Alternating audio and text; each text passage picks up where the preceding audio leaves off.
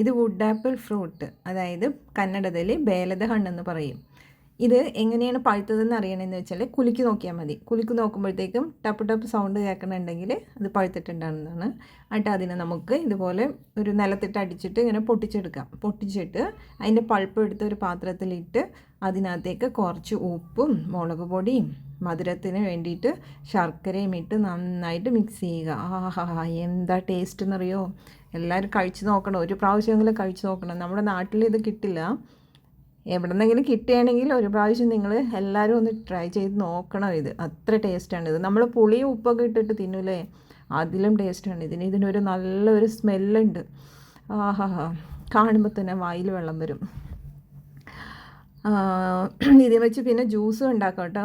ഇതുപോലെ തന്നെ ഇത്തിരി ഏലക്കപ്പൊടിയും കുറച്ച് ഉപ്പും നല്ല ശർക്കരയും ഇട്ട് എന്നിട്ട് അതിനകത്തേക്ക് കുറച്ച് വെള്ളവും ഒഴിച്ച് നല്ല മിക്സ് ചെയ്ത് കഴിഞ്ഞിട്ട് അതിന് ഒരു അരിപ്പയിലൂടെ അരിച്ച് കഴിയുമ്പോഴത്തേക്ക് അതിൻ്റെ സീഡൊക്കെ സെപ്പറേറ്റ് ആവും. ആ ജ്യൂസും സൂപ്പർ ടേസ്റ്റാണ്. ഇനി ഇതിനെ നമുക്ക് ഇതെല്ലാം ഇങ്ങനെ മിക്സ് ചെയ്തിട്ട് മധുരമൊക്കെ ഉപ്പും മധുരമൊക്കെ നമ്മുടെ ആവശ്യത്തിന് തന്നെ ഇട്ട്, മധുരം ഇത്തിരി കൂടി നിന്നിട്ട് അപ്പോൾ നല്ല ടേസ്റ്റ് ആയിരിക്കും. എന്നിട്ട് അതിൻ്റെ തന്നെ ആ കായുടെ തന്നെ ഇതുണ്ടല്ലോ ഷെല്ല്, അതിൽ തന്നെ ഇട്ടിട്ട് നമുക്കിത് കഴിക്കാം. എല്ലാവരും ഒന്ന് ട്രൈ ചെയ്ത് നോക്കണം കേട്ടോ. അപ്പോൾ എൻ്റെ വീഡിയോ ഇഷ്ടമായാൽ സബ്സ്ക്രൈബ് ചെയ്യാൻ മറക്കരുതേ പ്ലീസ്.